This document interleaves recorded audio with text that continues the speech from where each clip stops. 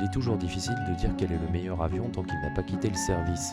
Mais les pires, eux, je peux facilement vous en parler. Aujourd'hui, on ouvre cette série avec un vétéran de la Seconde Guerre mondiale, le B-26 Marauder. Il effectue son premier vol en novembre 40 et entre en service en 41 côté américain.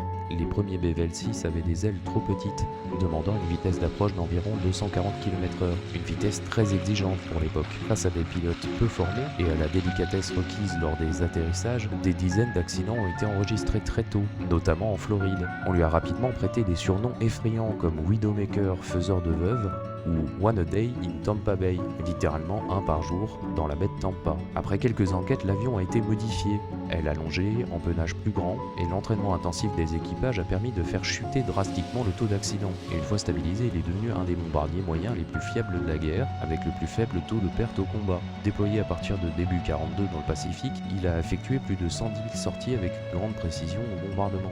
Le B-26 c'est l'histoire d'un avion qui a failli tuer ses équipages avant même d'entrer pleinement en service. Il illustre parfaitement comment un avion peut être l'un des pires ou des meilleurs, selon qu'il est employé avec une formation et des ajustements adéquats.